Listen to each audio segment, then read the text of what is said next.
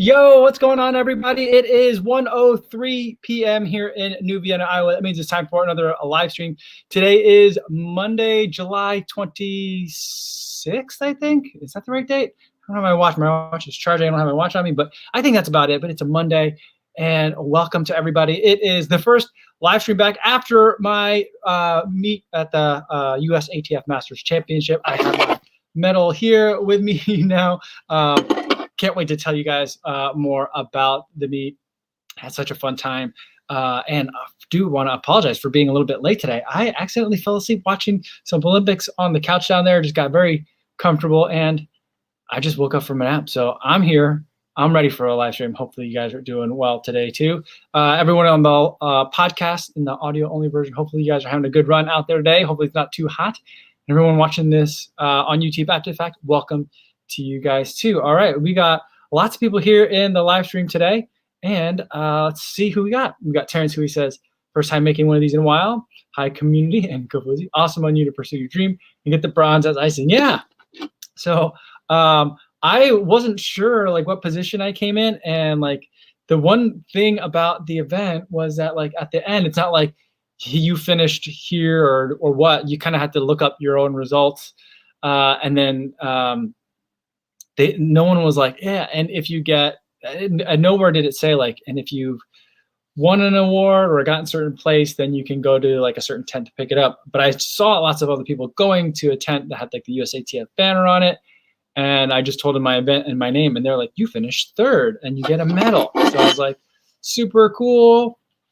I think all the medals are the same. I'm not sure if the medals were different, but I know like each one says the different place that you finished on here. So, you know, I've been getting lots of different medals for races that you do. And in the road running world, you know, everyone gets a medal, but except at the US marathon trials, no one got a medal there unless you made the team, which everyone was like, man, these finishers should get a medal. But I wasn't expecting to get like a medal or anything. But it was very cool to see, and very cool to get. I'm very proud of it. Vincent Binary says, yo, what's going on? And Martha says, hey, guys, I'm fixing some lunch here. Awesome. All right. Let's see who else. CR says, congrats on the result at the steeple, and great to hear you had fun doing it, and that your wife enjoyed it also. Yeah, she didn't want to be in any videos, so she wasn't in it, but she was very excited, very nervous about the day. And after the race, she was nervous that she hadn't got enough good footage. And I was like, I'm sure you got it. And she's like, I don't know. Because we had talked about it. And I had kind of like told her like, you know, why don't you get the first couple of laps like close to the water pit, and then go up in the stands for a couple of laps, and then be down towards the finish for the finish line for the finish to get it. And she didn't get down to the finish line quite as quick as she wanted to, so she was worried that she had messed it up. And I was like, no, you did fine. And I was like, I think it's on you. It was on USATF TV, so you could have watched it as well. And I was like, well, maybe there's a way to get kind of like a recording so I can get like a finish line shot, but I didn't need it because she had plenty of footage there. So she was excited, and she was like, both of us were kind of like, all right, here's what all these other people are bringing. Some people are bringing their own like tents so that they have some shade. Some people are bringing like wagons to bring all their stuff, but those are mostly throwers. And so we were like taking notes in terms of like, what's the best way to kind of like navigate these events. So I think she's into it. She was definitely excited. Steve says, evening guys, did you see the Olympic triathlon fall start as they left a boat in the way? Yeah, I didn't see that this morning. Or whenever it happened, but I heard about it later that it was like a media boat got in the way. I didn't realize it was left in the way. The way that it was described on the news, I was listening to the news on the way to swim this morning, and they were like, yeah, a media boat got in the way. And I was like, oh man, that sounds like something that I would do. Like I would try to like get the great shot for the start of the race and then get in the way of racers. I can't imagine being that boat and the people in that boat. I mean, those people are probably out there. If it was a media boat, I'm sure that those people got their media credentials revoked if that's what happened. I didn't realize that they would do, like, I didn't know that like triathlon had false start. That was a weird thing. Taryn 2 says, I confess I haven't seen any of the Olympics this year, but that sounds terrible. Hope they found that out as the gun went off and not like an hour in. Yeah. Steve says it was a big boat too. I got to go and try to find some footage of that because I haven't seen the footage of it. But I would like to go check that out. The event that I was just watching, while I kind of fell asleep watching it, was an event that I didn't realize was an event.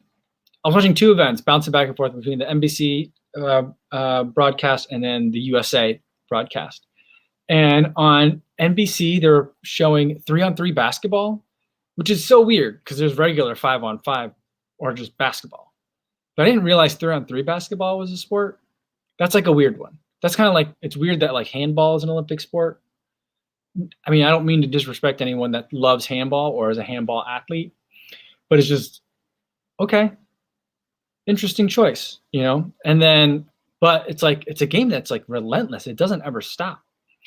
And then I was also flipping between that and like mountain biking was on, and I didn't realize mountain biking was an Olympic sport. So that was really surprising to kind of see that. I had no idea. I didn't know. And it now makes much more sense when everyone's talking about like, you know, what are the Olympic events that aren't Olympic events that should be Olympic events, or what are the sports that aren't Olympic events but should be? And people are always like trail ultras, and I'm like, there's no way. How do they even do that? Like, it's single track and in the mountains and stuff. How are they going to manage that? And I'm like, well, if they can do mountain biking, I'm sure they can figure that out too. All right. Looks like Dr. Josh is here. What up, Kofuzi fam? What up, Josh? How's it going? Jason Dell says, happy everyone. Hey, everyone. Happy Monday. What's going on, Jason? Good to see you. And Terry says, good evening. It says no mukbang today below. Yeah, I didn't have any food ready, you know? So like, I've been trying not to like order a bunch of stuff to my mother-in-law's house this summer. I did that a bunch last summer kind of because I had to. So I just didn't have anything like fun to prepare. Kind of ran out of time. So nothing to eat for the mukbang today. So maybe we'll do something else. All right. I'm going to scroll down because I think I'm really far behind you guys in the chat. So like, let's make sure I'm talking to everybody in kind of real time. Carlo saying along says, both sports are weird. Yeah, they sure are. And CV76 says the handball community disrespected. Yeah. I mean, like, there's so many sports that are out there as options in the Olympics. I mean, by far, what do you guys think is the strangest Olympic sport? I mean, maybe that should be like, that'll be Trivia Tuesday. Which of these is not an Olympic sport? But like, like dressage, I think is definitely the weirdest Olympic sport because it doesn't even involve humans. So like, that's weird. But like, yeah, I do think handball is a weird one. Field hockey for us in the U.S. is a strange one as well because in the U.S. field hockey is a sport only played by girls. I don't know that I don't think that there's a pro level. I think it's available in college, but it's not a sport that's available for play at the high school level or the college level by men or boys. Only women play it. So that's kind of weird one. All right, Albert Long says, I have the Olympics on in the background, but just not really into it for whatever reason. You know, do you think it's because there aren't fans or because of all that? Or do you think it's just like in 2021, like the Olympics have like lost their luster? Like, what do you think it is? I enjoy having the Olympics on. Like, we watched the Olympics last night at home, and so we watched a lot of swimming and some gymnastics last night and some of the softball. I was watching it with my family last night. And then I was like trying to explain to my daughter that like, well, this is all like kind of old because they did all these events like 12 hours ago, but in the US so that people can watch it like after work, they kind of package it up. And then during the day, there might be like some stuff that's live, or I'm not sure exactly if it's live or not, but there seems to be like more like longer form coverage of sports during the day rather than kind of more highlights that there are in the evenings. And she didn't quite understand. She couldn't like wrap her head around that. But I do enjoy kind of like just the, like not the drone, but like having like just it on in the background during the day. I really enjoy it. Martha says, we don't get the skateboarding being an Olympic sport. But if curling is an Olympic sport, remember that famous quote? I don't remember that famous quote. You'll have to put that in there for me. But you know what's weird? I thought skateboarding was already an Olympic sport. And I thought surfing was already an Olympic sport. But apparently is that a new event this time? I'm not sure. And Mo Dan says, can you believe that USA lost men's basketball to France? That has not happened since 2004. Yeah, I mean, it's surprising that the USA men's has not done well. I mean, this isn't their first loss. They lost another game already, didn't they? I'm not sure. And Terry Furlong says, for the Olympics, the event that needs to be there is a half marathon. I totally agree. I think a road half marathon makes so much sense. I mean, you could even probably do it, just double up the triathlon road course. Just do 2 laps. And you could, I mean, it's pretty much the same, similar thing. It wouldn't take much more to do that. But I think that one makes the most sense. Carlos Sangalong says, the 3-on-3 basketball and handball continuous play is strange. It's hard. There's no breaks, you know. It's just so, it's like one long play. Like it's very, it's like frenetic almost.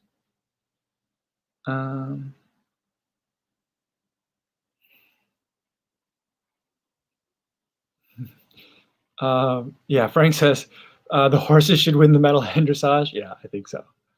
And Adam Pierce wants to have the beer mile in the Olympics. I think that'd be pretty funny. Shannon says, Co, fantastic job with me. Thanks so much, Shannon. I mean, I had so much fun at the meet. It felt like at times it just felt like a little bit indulgent because like the ratio of like athletes to like staff working at the meet was pretty intense. Now I get it, like, you know, it's like a 3-day meet. And so there's a lot of different athletes that are coming in and out. Not everyone is kind of at the track at all times, but it just felt like, you know, it just felt like a lot of people were there to let me run a steeple because I felt like it, you know, in a way. But also at the same time, you know, a lot of people had traveled from a long way. A lot of people had specifically trained, like I specifically trained for that day. And it was cool. And I do think that I am going to try and convince some of you guys to do some track meets too. So when I do another track meet, I'll let you guys know. Maybe some of us can meet up and maybe hop in, or we could do a relay. Maybe we could do a relay, something like that. I think that'd be kind of fun. All right. Oh, Steve 76 says water polo is drown your opponent. That is an intense sport. In college, a lot of the people that were swimmers, but then decided they didn't want to be swimming Division III swimming anymore, they all joined like the club water polo team, and they were super into it. And it was very, very intense to watch. Oh, Adam says breakdancing is recognized by IOC, but not in Tokyo. It will be in Paris. I remember hearing about that. Yeah, I'm not sure like how they. Yeah, do they ever? When is there like a culling of events? Like when do they're like, yeah, we're gonna get rid of dressage. Maybe we're gonna cut some of the shooting events. Like I don't know. Like I know like in the Winter Olympics there's biathlon, right? That's the skiing and shooting, and there's just regular shooting and archery in the Summer Olympics. I get it, but like, is there any point where like they maybe cut some events? I don't know.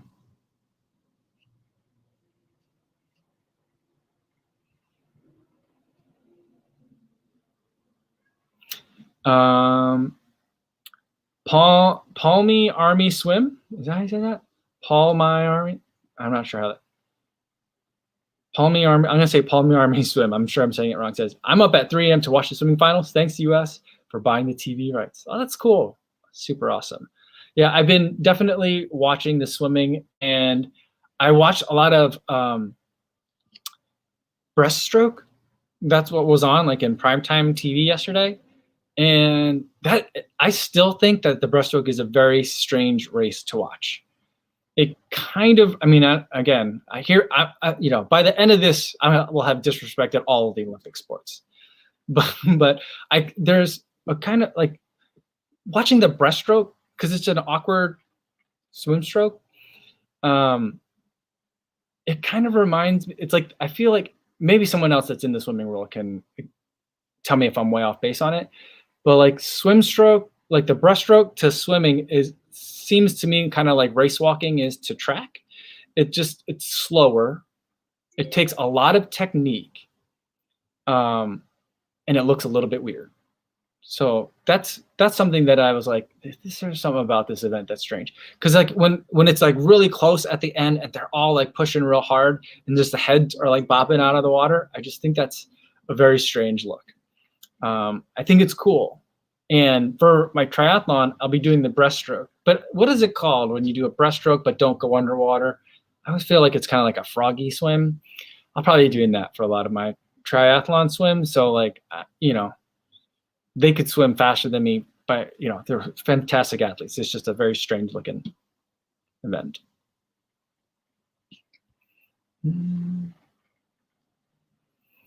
All right. Ray Solar's a happy jogger says, I'm allergic to hurdles, so great job, Cole. Well, thanks, Ray.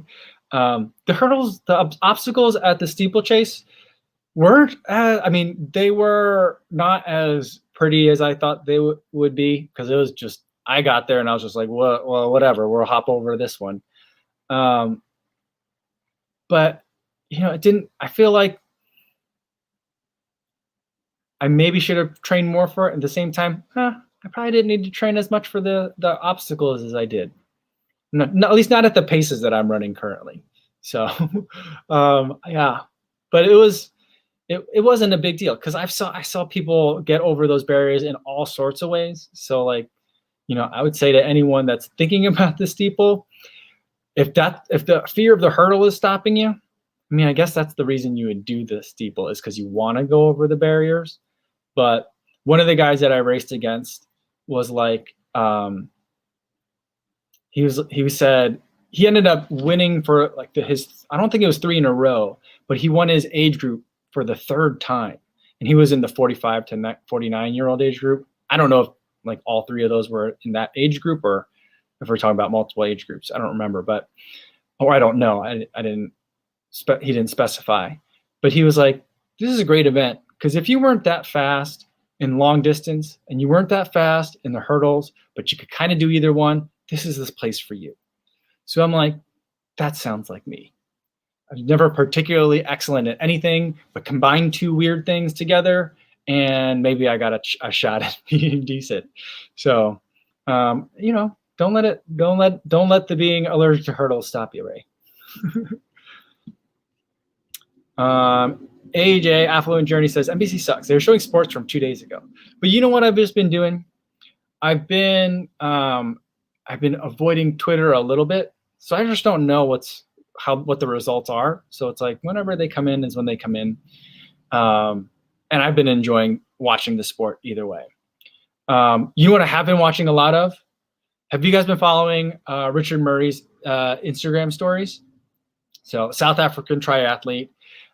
He's over there now, and he's been putting up all the behind the scenes kind of stuff that I would love to see is what Richard Murray's putting together. So that's been super fun to see, like getting on the buses to go to the events, being at the dining hall at the Olympic Village, which is the thing that I am like the most curious about. Like, I feel like I would love to be able to, from like a media perspective, just cover the dining hall.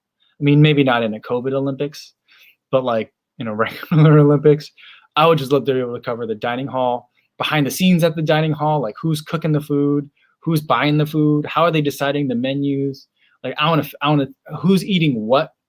Like, is it like the people from like Europe are eating European breakfast and the people from Asia are eating Asian breakfasts? Or are people getting in there and being like, I'm going to try all the weird stuff? Like, I wonder what it is. Because at the same time, like a lot of these athletes probably have very specific nutritional requirements to be at the peak of their sport.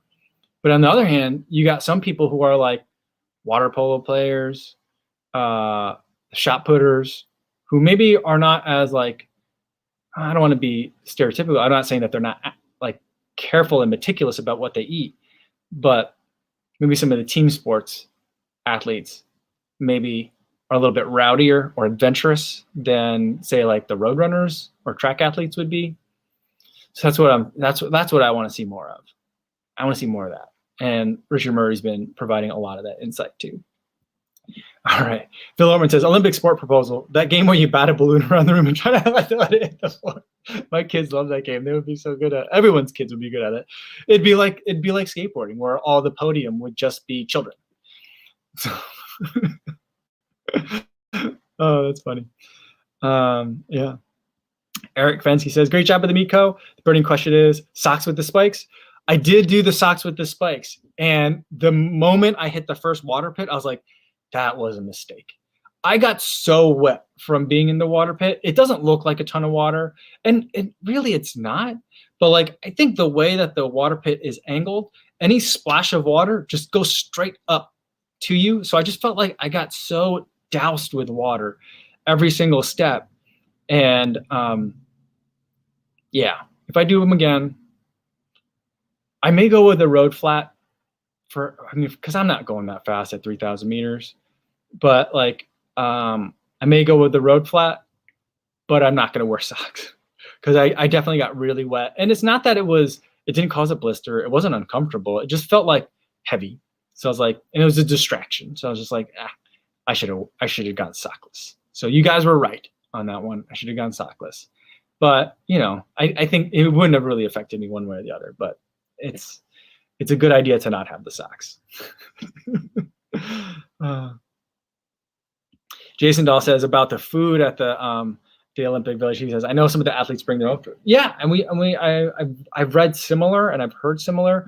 I've been seeing from some other U.S. athletes Instagram stories about people who basically all their luggage is like snacks. I mean, like not just snacks, but like also like, you know, the nutrition that they're going to need to be eating like during their races and stuff like that, but like food. So yeah, I'm sure that like there's a whole array of like just dining preferences.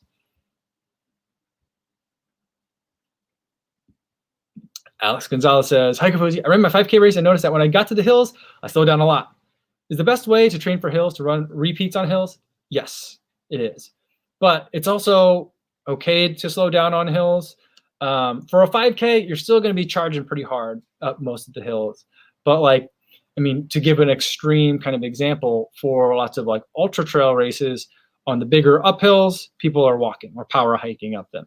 And for marathons, if it was a very hilly marathon, you know, I wouldn't try to keep pace, like an even pace, even on the uphills, because you'll be working relatively much harder. And so, you know, you got to keep that in mind, even for a 5K, which is a very fast race, that you are going to slow down a little bit on the uphills. But yes, training on hills is a great way to get better on hills. Also, plyometric training, I think, would be really helpful as well. Things that are explosive, so that are going to really build power for each stride. That's a good way to do that. CV76 says, what if there's burritos in the dining hall? Yeah. So that's something that I've like been super curious about is like, you know, if someone gets dinged for a substance that you could potentially eat, you know, and all they've been eating is at the dining hall, I'm guessing that like if someone is maybe messing around with things, they probably wouldn't eat at the dining hall and say, well, I went kind of off campus, so to speak, and ate local food and who knows what was in it. I'm not sure. Yeah, but I'm guessing that any burrito you eat in the Olympic Village probably is not pig, like what is it, offal? Pig offal? Like organ meat. So I think you'll be okay eating the burritos there. All right, Running from Best Life says, hello, watch your interview on my buddy Paul, DevRunner's channel. Such a great conversation. I was a fan before, but after the interview, I'm now a super fan. Really loved your insight. Awesome. Thanks for watching it over there. And if you guys haven't, I'll put it in the description down below afterwards. But I was on DevRunner's channel. We had a great conversation, little podcast interview, and it was a lot of fun talking with Paul. I think Paul's here today. And yeah, everyone go and check that out. All right. Oh, here he is. Here's DevRunner. Here's Paul. Says, hey, everyone. Late as always, but happy to be here. Happy to see you here too, Paul. All right. And Oh, and Aaron Davis says, Kofuzi, Friday's finally the day if you want to. Speaking of talks, I was also talked a little while ago with Aaron at Tempo Talks, Aaron and Ryan. And there were some technical difficulties that caused a little bit of a delay. But this Friday, I'll be on their podcast. So when that comes, I'll put that in the description for Friday as well. So a couple of extra places to get extra Kofuzi if the live stream isn't enough for you guys.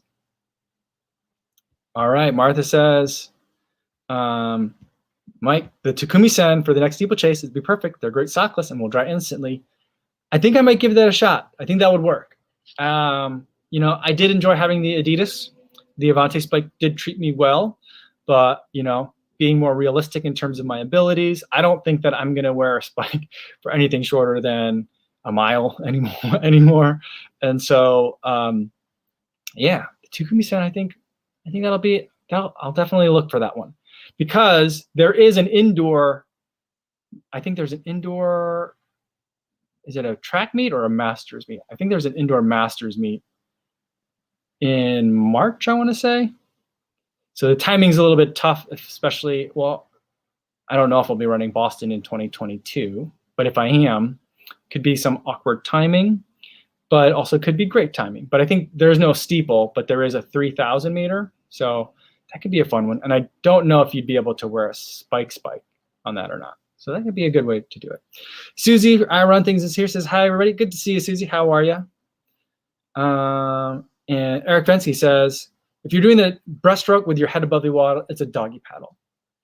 But like I feel like doggy paddle is more like kind of doing this. When I'm talking about, I was like, I do like a breaststroke, like this is how my mom swims. So she swims like this, and you do kind of like a breaststroke, but she keeps her head above the water. I've learned to swim that way too, and it's not very fast, but it's very easy, and I could do it forever, I think. So like, I don't know what that's gonna call. I've been calling it a breaststroke, but I don't know how to do a breaststroke underwater, where you go down and then you come up and then you go back down again. I don't know how to do that. All right, Scotty B, even though it's not a Monday mukbang today for me, he's making it a Monday mukbang. He's got his honey stinger, mini waffles, and Kodiak bear bites. What are Kodiak bear bites? I'm gonna have to get that. That sounds good.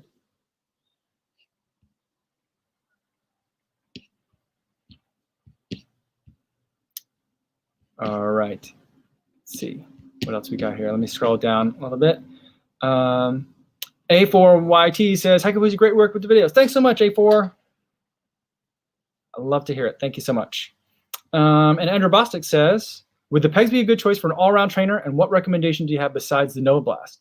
I think the pegs are a great choice for an all-around trainer. That's what they're designed to do.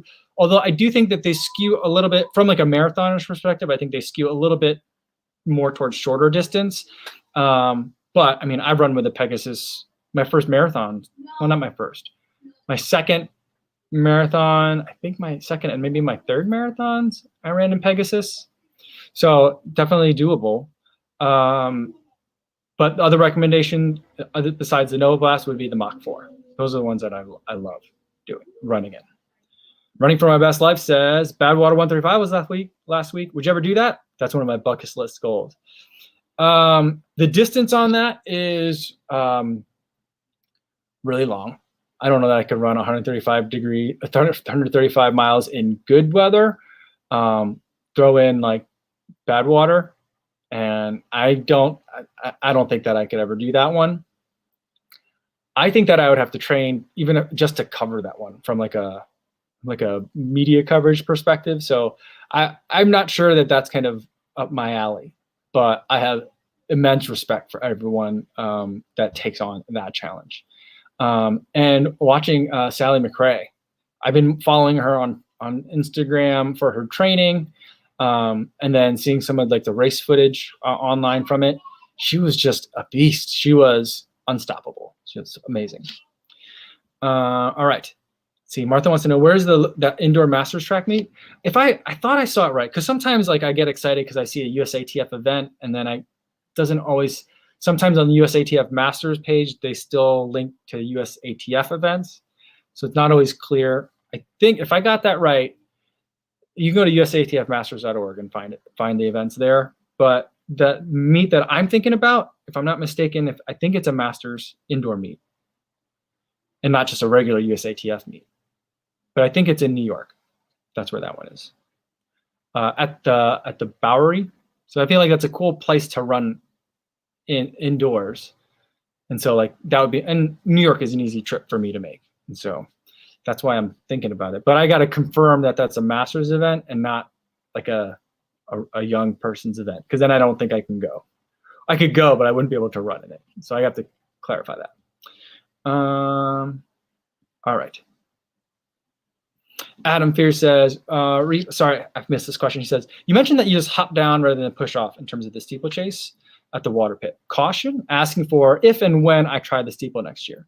Yeah, I think, I just got so caught up with making sure I didn't slip hopping up onto the barrier before pushing off to get through the water pit that I kind of like just hopped down into the water. And I think that the better approach is to really kind of like almost like a triple jumper would have, their jump, but it'll be 2 rather than 3, but to really jump up and then push off the barrier to maintain momentum through it. I think my 2 concerns were that, one, I would slip on that barrier, which that wasn't a concern at all, because that one would be like, I was worried that it'd be wet, so like that was a concern. It was never slippery at all.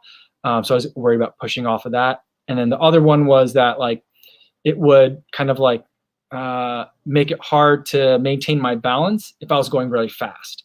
So I was kind of like, go slow and make sure I land securely.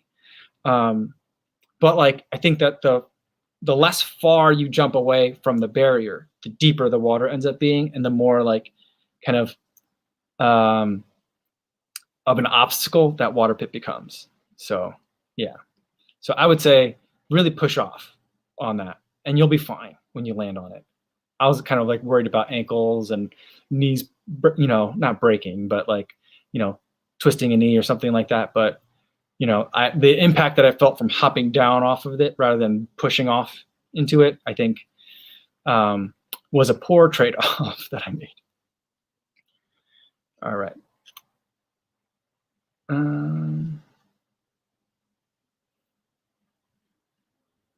Scotty B says, for the Kodiak cakes, the honey graham cracker bear bites, he says, I'm snacking adventurously. That sounds good. I want to try that one. DevRunner says, any thoughts on the Skechers Max Road 5? It's interesting to me. It seems like it's getting a lot of good reviews. And I didn't bring that many shoes with me here in Iowa, and I thought that I would get the Bondi X and the Rincon 3. Those still haven't arrived. So you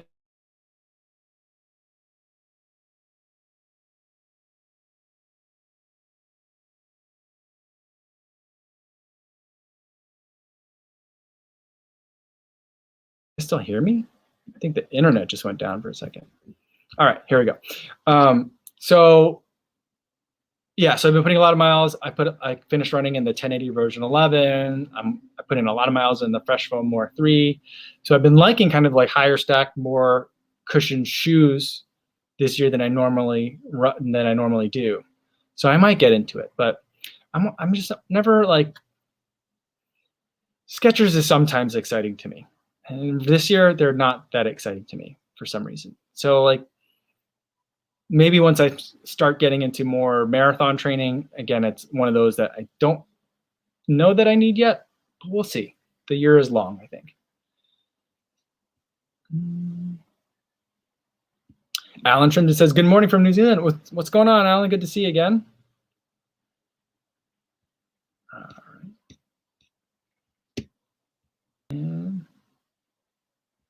And Rico de la Vega said, I made my first pack of muffins yesterday using Kodiak Cakes Blueberry. Oh, you could just make muffins out of that? That's a good idea. I like that.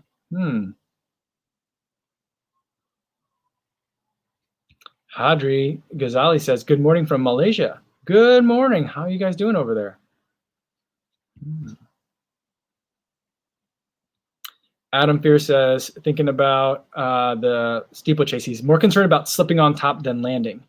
Yeah, you won't slip on the top. I didn't slip on the top. It was nice and grippy. So like I thought that it would be slick because it looks like it's painted black and white. And I'm like, oh, a painted surface. I'm thinking like if that's made out of the same stuff that like road markings are made out of, when those get wet, they're super slippery. But there's like a almost like a carpet that's on top of it. So like as long as you're on top of it, you're not gonna slip. So that's don't worry about that. Hunter Dre says, Coach, just clear the water barrier like Emma Coburn, no big deal. You know, like that was one of the, you know, like I wasn't gonna say like I can clear it like Emma Coburn, but like she has such great technique that I've been watching like a lot of her running in the lead up to it, and I was like trying to like visualize that and mentally keep that in mind as I approach these things too. But like once like the gun went off and like I'm in this pack of people and it's super hot and I'm like all these like different pain signals are coming through, like, oh, it's hot, you're tired, you're winded, you didn't warm up well, like all these like weird thoughts start coming in. Like I just forgot about everything. Like I forgot about like, you know, how am I going to approach the barriers and hurdle technique, and like my conscious mind like took a back seat, and like my instinctual mind just kind of like took over, and I was going for a ride. It wasn't an out of body experience, but it was more like a backseat body experience, if that makes any sense. Like I was just there and like things were happening. And so like whatever happened at the water pit was just like my body's like natural instinctual reaction to this type of thing that it encountered. And like I totally forgot about like all the visual cues and mental cues that I had kind of like given to myself. So next time, hopefully, since I've done one now, like my brain can maybe calm down a little bit, and maybe like my conscious mind can be like, is it all right if we drive for a little while? And then my unconscious mind will just be like, okay, maybe you get a lap, you know, that kind of thing. So we'll see next time. Hopefully I can, you know, strive to be more like Emma Coburn. All right, Ben Whitstein says, hey, Kobe, speaking of New York, I'm New York City based and just got into running. Do you have any insight into New York Roadrunners, New York City Runs events by chance? Love your channel. You know, I don't. And that's something that I wish I did have more knowledge on it. The thing that I do know about it is that I think it definitely can help if you want to run the New York Marathon, to be involved in the club and go to a lot more of those events. I don't think you have to be a member of the club to go to the events. I know you don't have to, but I believe that if they're still doing it, last time I checked, there's a way that you can improve your chances, or almost guarantee, I think you can guarantee an entry into the New York City Marathon if you run a certain number of New York Roadrunners events throughout the course of the year. So being local gives you that advantage, even though like being local doesn't give you any advantage in terms of like the lottery. If you run a certain number of events, then I think you can get a bib that way. So that's something to keep in mind. Plus, I do think that the New York Roadrunners does a very good job of helping foster community in the area in a way that I wish there was something more kind of like centralized and like broader in the Chicago area, which I don't really feel like we have, because like I don't know who runs the Chicago Marathon. There's not like a running club that's associated with that, whereas New York Roadrunners is a running club that puts on this marathon, and like Atlanta Track Club is a club that put on the marathon trials, and they're very involved in the running community on a lot of levels, from beginners and recruiting new runners to supporting pro athletes. So like it's a pretty cool organization as far as I know.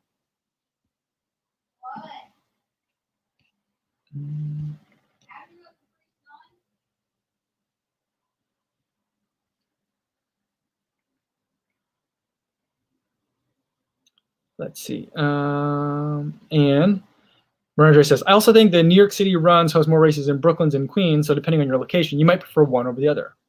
Yeah, though New York Runners does have the 9+1 for the New York City Marathon. There you go. There you go. That's what I was thinking about, the 9+1. Thanks, Runner Dre.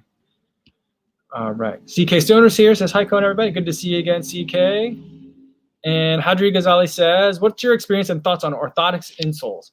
I've never had an orthotic insole, but if your orthopedist is recommending that you get an orthotic insole, then I would certainly recommend that you get it.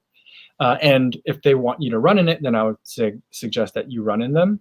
You may want to buy a shoe a size bigger if you're at the point where you're ready for a new shoe, just to make sure you have enough room in there. Some of them are thicker than others.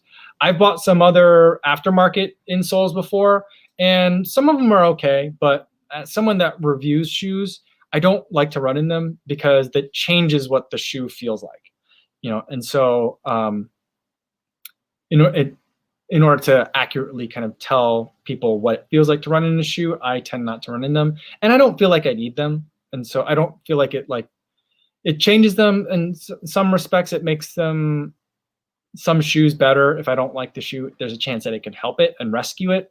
But it's not like, I feel a boost or a benefit in every shoe that I put it in. So I generally don't find that I need one. But I don't think it's about, for me, insoles aren't about performance. They're about like injury prevention and other kind of like more along the medical reason you would use it rather than a performance-based reason you would use it, if that makes sense. James Voss says, when will Ko go for the steeple American record? The American record for the steeplechase in my age group is like 9 minutes and 18 seconds. So I'm only about 3 minutes off. I would just have to run, 33% faster. So there's no chance that I'll be touching that. All right. Let's see what else we got here. We've got Ray Solers, Happy Jogger, coming in with the super chat. Thanks so much, Ray. Says, do you feel your tri training will improve your running? I would say that I think the tri training hindered my steeplechase performance, mainly because while I was definitely tapering and running in the week and the 2 weeks before the steeple, I was still swimming a lot. And while I don't feel like the swimming is that physically taxing, it's physically difficult because I feel very uncoordinated in the water. It's not it doesn't make me tired, running for an hour and swimming for an hour. The level of tiredness is very different. So for the steeple, I do think though that I underestimated still how tiring swimming for an hour can be. So I don't think it hindered it. I just applied it incorrectly, I guess. But for improving my running, I think that it will improve my endurance running. And so I think that it will help me with non-impact aerobic activities that I can do, whether it's swimming or cycling, that I think will have positive benefits for endurance running. And then for the running, in terms of doing some triathlon training, I'll spend more time running hard than I would in a regular week during running. So because a lot of the easy activities will be spent swimming or cycling. And so I can do more threshold workouts, fartleks, that kind of thing. And hopefully, because my body is taking less of a beating in terms of wear and tear from running road miles, I can get more quality workouts. So that's kind of where I'm hoping that it will help.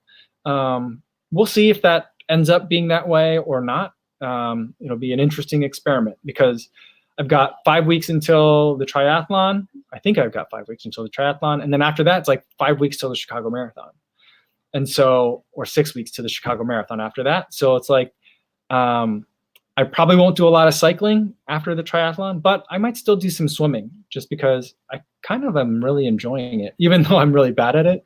I kind of am enjoying it, and I do like having that as a way of cross training. So I do. So I think it will. I'm hoping it will. All right. TK Stoner says, it is blazing hot and humid in Florida. I was watching your episode on running in the heat. Yeah, I mean, there's always somewhere that's hotter and more humid than where I am. And so I'm definitely not trying to take the crown, but it's hot and humid for me. And I definitely felt it. Today, this morning wasn't too bad. It was a little bit cooler in the morning and not as humid, but some of the past couple of days were pretty hot. So anyone else that's running in a place that's hotter and more humid, I feel for you. But, it'll make you really strong for when those fall marathons hit. All right, Adam said he did a 10K in Colorado Springs on Saturday with a 40:24. Disappointing for him. That's still a pretty fast time at altitude. Colorado Springs is at altitude, right? Some altitude. He was only 5th in the 60 to 64 age group. A lot of fast old farts there. That's crazy. To be 5th at the 60 to 64 age group at 40:24, that's crazy. There are fast old farts there. And you're one of them, Adam. Andrew Bosick says, are the pegs soft? I can't say for the 38 because mine aren't that soft. So I think, but I bought, the last 2 pegs that I bought were custom ones. And so I'm still waiting. I got another email recently saying that my peg 38's shipping date has slipped again. So I just don't think it's ever going to ship. And if it never ships, oh well, then I guess I can't. I mean, I guess I could go and just buy a pair off the shelf, but I don't know. I'll let kind of fate decide whether or not I ever follow up on that Peg 38 review. It's a shame because I used to love that shoe. It used to be my favorite shoe.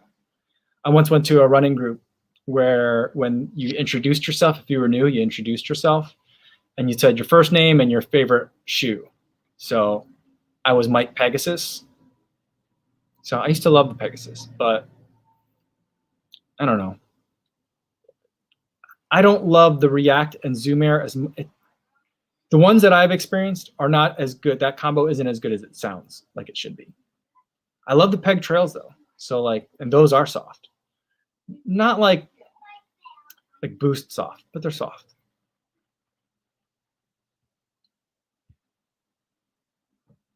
Yeah, Adam says, Colorado Springs is at 6,200 feet of elevation, but it was a net 190 feet downhill.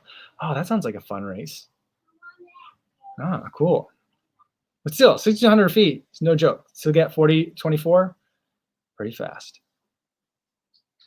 Adam says, though, in terms of triathlon training and running, he said, swimming is great for a leg recovery, and biking gave him stronger running stride. See, I like that. I need more power. I need more power. Carlo Sangalong says, should I consider a dedicated recovery shoe, for example, the More version 3? I only have a 2-shoe rotation of the Peg 37 Endorphin Speed as Daisy Easy Day and Tempo Long Run rotation. I think that would make sense if you're looking to add a 3rd shoe, to have that long run shoe. That would make sense to me. But especially because your fast day shoe is the Endorphin Speed, because you can race in that too. Now, some people's fast day shoes are not ones that I would necessarily want to race in. And so I could, I think most people probably go daily trainer, fast day shoe, and then race shoe, which I don't blame people for doing that because, you run to train to race for a lot of people. And so having that race shoe makes sense. But I think the more pragmatic approach is to get for shoe number 3 to have a recovery shoe or a very, very long run shoe. Ilya Kim says the Rella version 2 is $99 where he lives.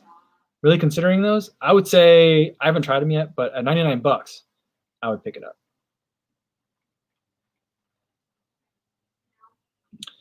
Alan Trimton says, Co, do you think all trail running shoes can do long runs like 50K Ultra, disregarding the grip required for terrain?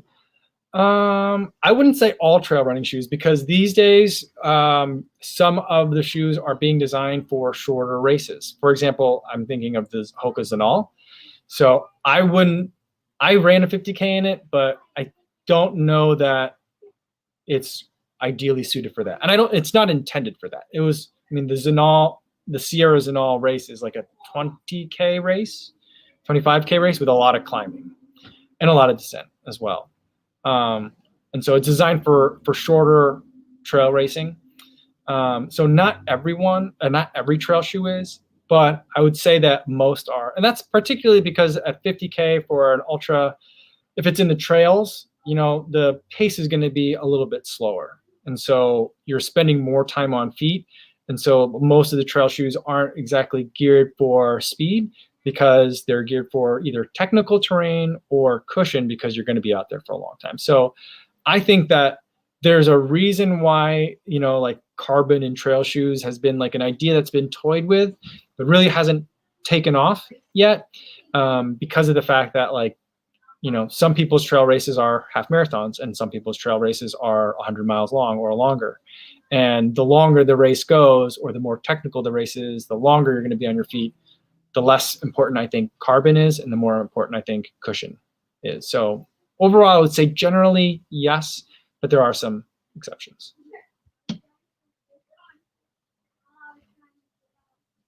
All right, Shenkai's got a rotation question. He says, I got the New Balance 1080 version 11, the Orphan Speed 2, and the Noblast 2. Is my rotation okay? I think that's a great rotation because the New Balance 1080 would be more of your longer run shoe, I think. The Orphan Speed 2 is your faster shoe / race shoe, and the Noblast 2 is your everyday. So that's a great 3-shoe rotation. I like that one. All right, Kurt says his rotation is got the Pegasus for daily, Skechers Speed Elite for speed. That is a fast shoe. And the Max Cushion shoe is the Nike Invincible, and the race shoe is the Alpha Fly. There you go. That Speed Elite, though, that's a hard shoe to run in. I really liked it, but there's just not a lot to it underfoot. I feel like you've got to be a very efficient runner to be able to run well in that, and I don't know that I'm efficient enough to be able to run in that Speed Elite.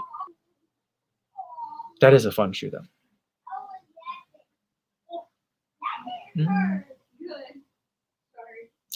John Bahoy says, what do you suggest for a 4.5-hour marathon? Or will the Noblast 2 work? I think that'd be a great choice. I think the Endorphin Speed, which we've been talking about a lot today, that would also be a really great option for you as well.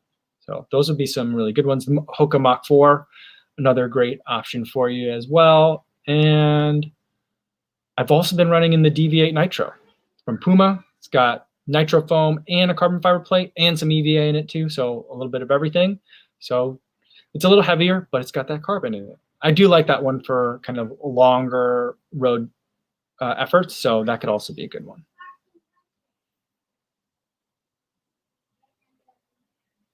Adam says, at the talk last week, the Saucony engineer said, regarding carbon in trail shoes, do you really want extra propulsion on a technical trail? Yeah, I mean, that's the thing. I would say going downhill, I don't need it, but going uphill, I sure would. So it's like, that's where I feel like it's difficult to kind of figure out. And it brings me back to the Speedland shoe. Have you guys heard of that one? The guy, I think they were on the Believe in the Run podcast.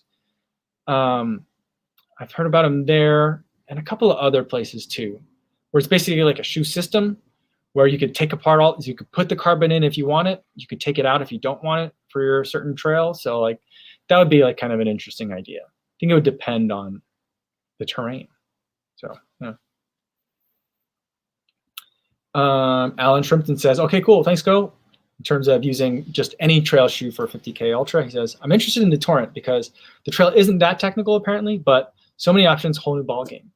I think the Torrent's a great choice. I mean, I consider it more of like a commuter shoe where you can do some road, some trail. It's not the most technical, not because of the lugs. I feel like the grip is pretty good on that shoe, although some people have complained about it. I think it's pretty good. It's good enough for what I can handle, but the fit is a little bit looser, so that makes it, depending on how technical that trail is, and yours isn't that technical, it gives you a lot more kind of comfort for a longer effort. So that's where I think that one's good. I would also look at the Ultra Superior. If you're looking at the Torrent, I think you should also look at the Ultra Superior. I haven't run in the 5 yet, but I run in the 4.5, and I feel like those two, this Superior 4.5 is a little bit lower to the ground. It feels a little bit speedier to me, but they're both very comfortable and I think good for those longer efforts.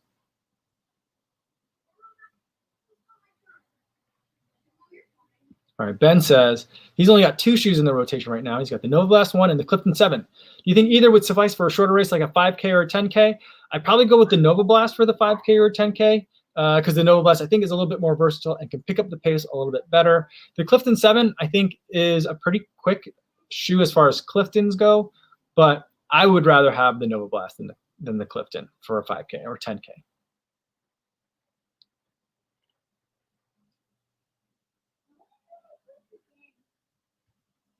All right, Martha says, Mike, the next percent hurt her foot on the long run test, so now thinking the stiff plate rocker design doesn't work for her.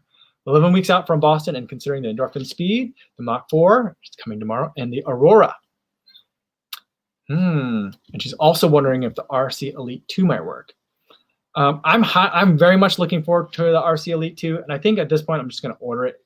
If I don't we'll be heading back to Chicago this week just for a couple of days. We have some doctor's appointments, and then we'll come back to Iowa for the kind of another portion of the summer. But if I don't see it at home, I'm probably just going to order it because it did well in the triathlon over in the Olympics. I think first place was the Metaspeed Sky. Second place was the RC Elite 2, and third place was the Next Percent. To the extent that the shoes matter. So yeah, I mean, I think it's doing really well. I haven't had a chance to run it yet though. Very excited for it. But I think that the Endorphin Speed might be a better fit for you. I mean, I know you love the Boston 9. And so the Endorphin Speed might be kind of like, it's going to be a very familiar feel in terms of the cushioning underfoot. But it's got a little bit of springiness because of the nylon plate that's in there. So that might be good. That might be it. Yeah, you'll have to let me know how that goes. But the Mach 4 could also definitely work. And that won't have the stiffness of the plate. So if having any of that like rigidity in there is going to give your foot some pain, then I would go with the Mach. But you've got definitely some good options in there.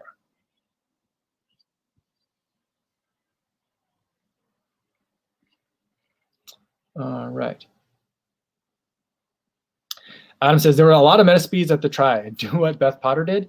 Yeah, I mean, Beth Potter's been running in the Metaspeed Sky. Eilish McColgan's been running in basically I think she runs in every ASICS that's on the market. Because if you see her Instagram, like sometimes I think runs in like, I don't think she runs in like the Nimbus Lights or whatever, but I do think that she runs in some of their more like legacy trainers. Like maybe it's the regular Nimbus that she's running in, but then she'll run in the Metaspeed Sky. She has it looks like a Meta Racer upper or a Metaspeed Sky upper with, but it's like a road flat. I don't know I forget what that one's called, but she's been running in all sorts of prototypes as well. So, but that upper design is striking and it's recognizable, and I've been seeing it everywhere. So I'm debating for my triathlon. I am quite influenced by Eilish McColgan, but also Beth Potter since I've had such great success. I'm thinking maybe the Metaspeed Sky because it is a 10K at the end of my triathlon. So I feel like that definitely would be a good fit. But I'm also like, how tired am I going to be? I might go with the Carbon X2. So those are like the two that I'm thinking of right now for a triathlon.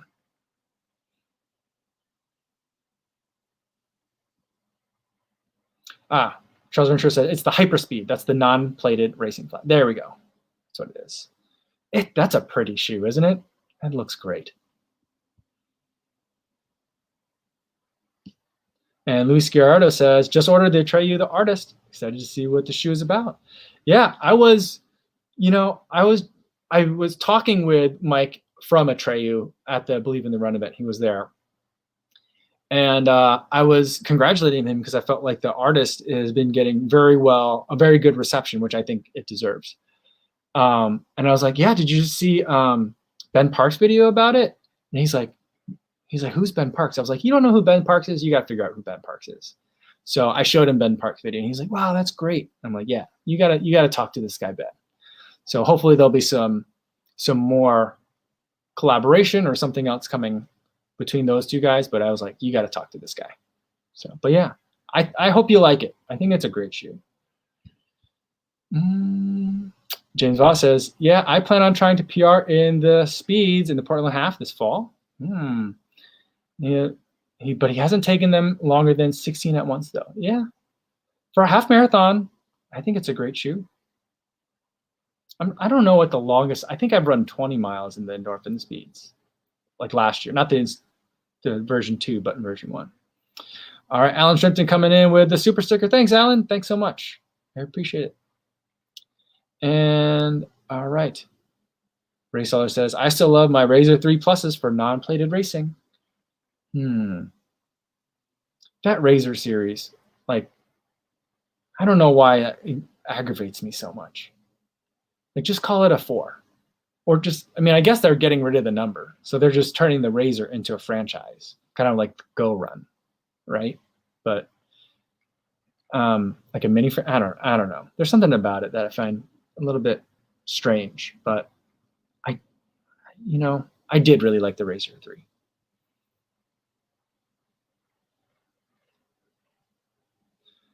Adam said, "Is this true?" Adam says the Japanese companies have good shoe names. For example, the Meta and Hyperspeed. And Mizuno used to have a racing flat called the Wave Goodbye. They did not, right? No, I don't think so. Did they? I don't know. I don't know if you're teasing me here. Oh yeah, Shannon says, yeah, you did the Heritage Trail FKT in the speeds. That's right. I did a 30-mile run in the endorphin speeds. I totally forgot. I didn't forget about it, but I forgot that I ran in those. Yeah, so it's definitely a great long run shoe. Yeah. And Affluent Journey says, does Skechers sell their high-end stuff in stores or online only? I think there's an old bit, like, I don't think they sell them. I don't think you get their like running shoes. I don't think you can get them like in the normal places you would get Skechers. But there are a handful of like Skechers actual stores, like storefronts with Skechers on it. And I remember I've never been in one, but there's one where my parents used to live in New Jersey. I'd always drive by it, and I was like, I got to stop by. And now they moved away, and so I'll probably never go. But I remember there's an old Seth video where he went into a Skechers store, and he was able to find some Skechers Performance products in there. And he was like, by the way, the people that work at the Skechers store have no idea what Skechers Performance is and can't answer any questions about the running shoes. But I think in their stores, I think they sell them. And then I think online. I think that's like the only way, as far as I know, I think that's the only way that they sell them. John Bahoy said, given super chat. Thanks so much, John. I really appreciate it. It's very generous. Matthew McCarthy says, anyone have recommendations on the best strength training program for running half marathons or higher? Trying to avoid injuries. Using a running program, but it just says strength training. Yeah. I would say check out what Jason Fitzgerald does. His YouTube channel and his podcast is strength running. And so that is someone that I would probably go check out first because he's all about using the strength, not as like something that you tack on if you've got extra time during your training week, which no one ever does. He says instead you use it as a foundation to enable your training weeks. So it's an interesting perspective. I think it's probably the correct perspective to have. And I know it's something that I need to do more of. I will tell you that I'm finding it very confusing as to when to do my like strength and mobility routines now that I'm like triathlon training. Because like I'm just like, do I do it before I swim? That seems weird. Do I do it after my swim? Seems weird because like my goal is to like get from one activity to another quickly. So I just don't know when to do it. But it is important. Martha says, I went to a Skechers store in Santiago and none of the performance shoes were in there. That's interesting. And Kurt says, I've never seen him either. Oh, okay. Maybe I should have. I really should. I really wish I would have gone to that Skechers store now.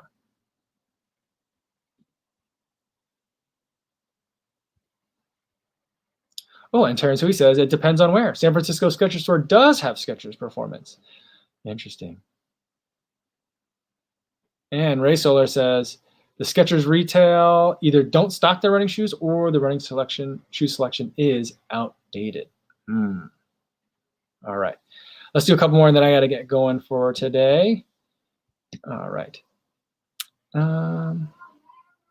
Adam Steve says, haven't been around the live chat recently, but super inspired by the stuff Mike is doing out of the normal running comfort zone. Cheers, go. Thanks. I got to tell you, I've been having a lot of fun. I definitely feel distracted. And at times I feel like, am I like missing an opportunity in terms of some of my other running goals? But ultimately I feel like if I'm still getting out there and being active, having a lot of fun, then I suppose that's the ultimate goal.